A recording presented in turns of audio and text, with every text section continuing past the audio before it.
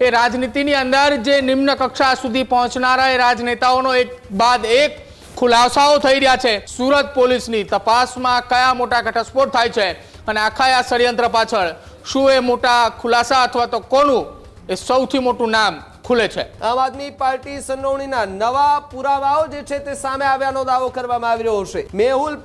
મેહુલ પટેલ છે તેઓ પ્રચારમાં આમ આદમી પાર્ટીનો ખેસ પહેરેલા જોવા મળ્યાનો પણ દાવો કરવામાં આવી રહ્યો છે। સુરતની અંદર કોણ કોને બદનામ કરવા માંગે છે તેના પર એક સવાલ જે છે તે અહીંયા ઉભો થતો જોવા મળી રહ્યો। હજુ સુધી તમે અમારી ચેનલને સબસ્ક્રાઇબ નથી કરી તો અત્યારે જ ન્યૂઝરૂમ ગુજરાતને સબસ્ક્રાઇબ કરો, ફેસબુક અને ઇન્સ્ટાગ્રામ પર ફોલો કરો।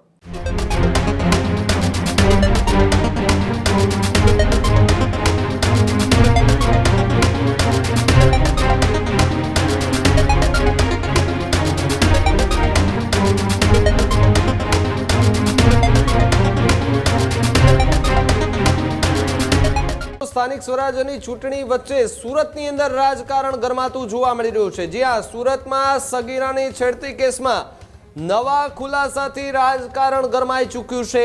આમ આદમી પાર્ટી સંડોવણીના નવા પુરાવાઓ જે છે તે સામે આવ્યાનો દાવો કરવામાં આવી રહ્યો છે।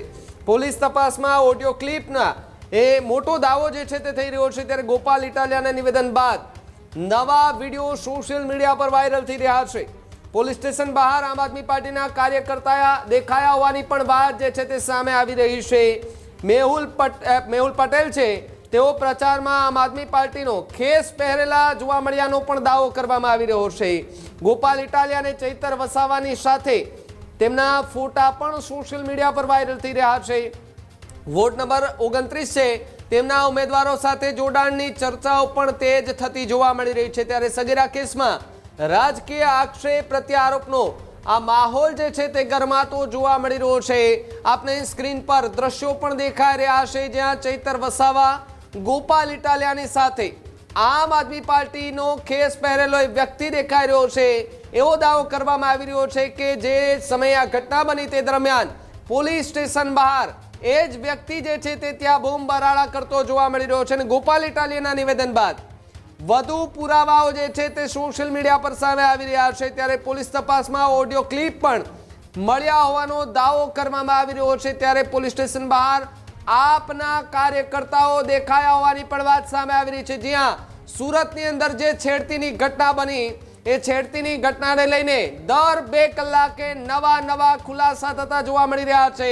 જો કે આ ઘટનાએ સુરતની અંદર એક ચકચાર મચાવી દીધી હતી, પરંતુ આ ઘટના હવે એક પોલિટિકલ એંગલથી જો જોવા જઈએ તો ક્યાંક રાજકારણ સાથે જોડાતી જોવા મળી રહી છે। સ્થાનિક સ્વરાજ્યની ચૂંટણીના એક દિવસ અગાઉ આ ઘટના બની અને ઘટના બનતાની સાથે ન માત્ર સુરત પરંતુ આખા ગુજરાતની અંદર એ ચર્ચાઓ થતી જોવા મળી હતી કે સાલાજારમાં યુવતીની છેડતી થઈ રહી છે।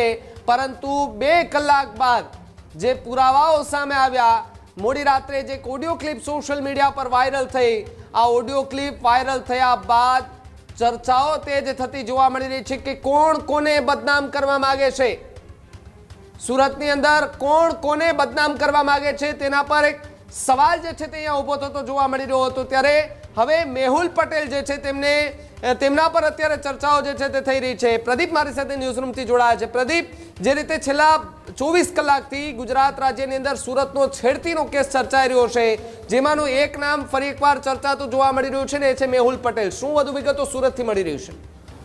બિલકુલ ભાવિક, છેલ્લા 48 કલાકથી ગુજરાતની અંદર ખૂબ ચર્ચિત ઘટના સુરતની અંદર એક પાટીદાર સમાજની દીકરીની એક છેડતીની ઘટના સામે આવે છે। ઘટના બાદ પોલીસ તપાસ દરમિયાન એક ઓડિયો ક્લિપ સામે આવે છે। આમ આદમી પાર્ટીનું આખું કાવતરું હોવાનું તપાસની અંદર એક બાદ એક ઘટનાઓની અંદર ખુલાસો થાય છે।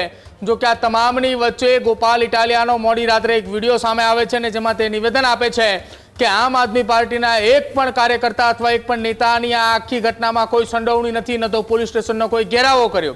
જો કે આ તમામની વચ્ચે મોડી રાતની અંદર જે ઘટના બની હતી, 2 દિવસ પહેલા 48 કલાક પહેલા જ્યારે મોડી રાત્રે આ ઘટના બની હતી, એ દરમિયાન આમ આદમી પાર્ટીનો કાર્યકર્તા મેહુલ પટેલ જેનું નામ છે, જેનો વિડીયો અત્યારે વાયરલ થઈ રહ્યો છે અને વિડીયોની અંદર તે પોલીસ સ્ટેશને બૂમ બરાડાઓ પાડે છે, પોલીસ મથકે તે હોબાળો કરે છે, લોકોને ઉશ્કેરવાનું કામ કરતા હોવાના પુરાવાઓ સામે આવ્યા છે અને એ જ વ્યક્તિના આમ આદમી પાર્ટીના ઉમેદવારો સાથે પ્રચાર પ્રસાર, ગોપાલ ઇટાલિયા, ચૈતર વસાવા સહિતના નેતાઓની સાથે ફોટાઓ સામે આવે છે।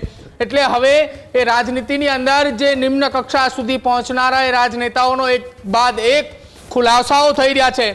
પહેલા એક ઓડિયો ક્લિપ સામે આવે છે, ઓડિયો ક્લિપ બાદ હવે આ ઘટના સામે આવે છે અને આ એ ઘટના સામે આવતાની સાથે જ હવે ખુલાસાઓ થયા છે કે ગુજરાતની રાજનીતિની અંદર ઉશ્કેરવાનું કામ, લોકોની વચ્ચે જઈ લોકોને ઉશ્કેરવાના અને લોકોને ભડકાવવા માટેનું કામ એ આ સ્થાનિક સ્વરાજ્યની ચૂંટણીની અંદર થઈ રહ્યું છે। ગુજરાતની અંદર આ પ્રકારની સ્થાનિક સ્વરાજ્યની ચૂંટણીમાં ક્યારેય કોઈ કામો અથવા ક્યારેય આ પ્રકારની રાજનીતિ ગુજરાતની અંદર નથી જોવા મળી। પહેલી વખત એવી ઘટનાઓ બને છે કે જ્યાં ઉમેદવારો એ કાર્યકર્તાઓને ધમકાવતા હોવાની ઘટનાઓ સામે આવે છે, ઉમેદવારો ન કરવાના કૃત્યો કરવામાં આવે છે અને હદ તો ત્યાં થઈ જાય છે કે ચૂંટણી જીતવા માટે, લોકોને ઉશ્કેરવા માટે, લોકોને તેમની તરફ ખેંચવા માટે, મતદાન તેમના તરફી થાય તે માટે આ પ્રકારના કાવતરાઓ કરે છે। ગતરોજ જે ઓડિયો ક્લિપ સામે આવી હતી, ઓડિયો ક્લિપની અંદર ગુજરાત પોલીસ અને રાજ્યના નાયબ મુખ્યમંત્રીને બદનામ કરવા માટેનું આખું કાવતરું કરાયું હતું। જો કે કાવતરા બાદ ગોપાલ ઇટાલિયાનું જે સ્ટેટમેન્ટ આવે છે, સ્ટેટમેન્ટને લઈ હવે આ મેહુલ પટેલ નામના શખ્સ કે જે આમ આદમી પાર્ટીના તમામ ધારાસભ્યોની સાથે જ આપના નેતાઓની સાથે પ્રચાર પ્રસારની અંદર પણ દેખાય છે, પોલીસ સ્ટેશને હંગામો પણ કરતા દેખાય છે, લોકોને ઉશ્કેરવાનું કામ પણ ત્યાં પોલીસ મથકે કરતા હોવાના ખુલાસાઓ થાય છે। એટલે કે એક બાદ એક ખુલાસાઓએ પાટીદાર સમાજની સગીરા જે દીકરી છે તેની છેડતી બાબતે હવે ખુલાસાઓ થઈ રહ્યા છે। જોવાનું રહેશે આવનારા સમયમાં સુરત પોલીસની તપાસમાં કયા મોટા ઘટસ્ફોટ થાય છે અને આખા આ ષડયંત્ર પાછળ શું એ મોટા ખુલાસા અથવા તો કોનું એ સૌથી મોટું નામ ખુલે છે। બિલકુલ પ્રદીપ, જે રીતે ગઈકાલે જે આખી ઘટના બની અને એક ઓડિયો ક્લિપ પણ સોશિયલ મીડિયા પર વાયરલ થઈ રહી હતી અને અત્યારે પણ એક જે વિડીયો સોશિયલ મીડિયા પર વાયરલ થઈ રહ્યો છે જેમાં જે વ્યક્તિ આમ આદમી પાર્ટીના કેસ સાથે પ્રચાર પ્રસાર કરતો જોવા મળી રહ્યો છે, 29 નંબરનો જે વોર્ડ છે ત્યાંના ઉમેદવાર સાથે પણ એમનું જોડાણ જે છે તે જોવા મળી રહ્યું છે।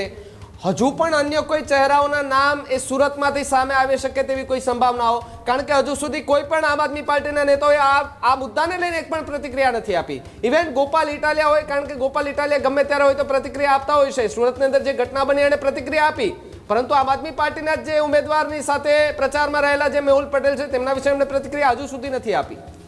બિલકુલ ભાવિક, ગતરોજ જ્યારે આ ઘટના 48 કલાક પહેલા મોડી રાત્રે બનેલી આ ઘટના અને ત્યારબાદ ગતરોજ રિકન્સ્ટ્રક્શન દરમિયાન જે ઘટના બની હતી એ ઘટનાની અંદર ગુજરાત પોલીસ અને નાયબ મુખ્યમંત્રીની બદનામી માટેનું જે કાવતરું ઘડાયું હતું તેને લઈને એક ઓડિયો ક્લિપ મોડી રાત્રે સામે આવી હતી કે જેમાં વોર્ડ નંબર 29 અલથાણના એ ઉમેદવારને લઈને પણ ખુલાસો થયો હતો કે તેમના કોઈ વ્યક્તિ દ્વારા આખી આ ઘટનાની અંદર કાવતરું ઘડાયું અને વાતચીત કરતા હોવાના આરોપ સામે આવ્યો છે।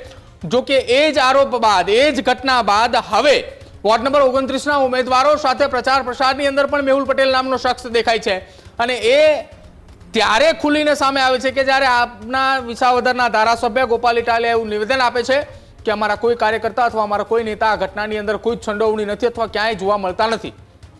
તેમની જ પાર્ટીના કાર્યકર તરીકે કામ કરતા મેહુલ પટેલ કે જેઓએ લોકોને ઉશ્કેરવાનું કામ કરે છે એનો પણ પુરાવો એ પણ વિડીયો સામે આવ્યા છે, પોલીસ મથકે હંગામો મચાવે છે। સાથે જ ઉમેદવાર જે છે તેમની સાથે સુરત મનપાની ચૂંટણીમાં પ્રચાર પ્રસાર કરતા પણ દેખાયા હતા।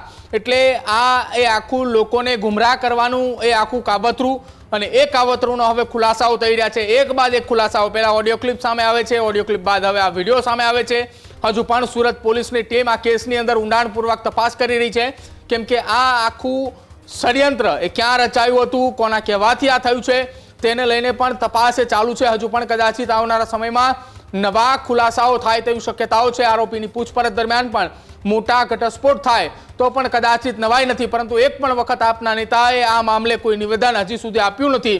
જ્યારે આપના નેતાઓની કોઈ સંડોવણી અથવા કાર્યકર્તાઓની કોઈ સંડોવણી આવે છે ત્યારે તમામ નેતાઓએ મૌન ધારણ કરીને બેસી રહે છે। ભાવિક, બિલકુલ બિલકુલ પ્રદીપ, આભાર જોડાવા બદલ અને માહિતી બદલ। હજુ સુધી તમે અમારી ચેનલને સબસ્ક્રાઇબ નથી કરી તો અત્યારે જ ન્યૂઝરૂમ ગુજરાતને સબસ્ક્રાઇબ કરો, ફેસબુક અને ઇન્સ્ટાગ્રામ પર ફોલો કરો।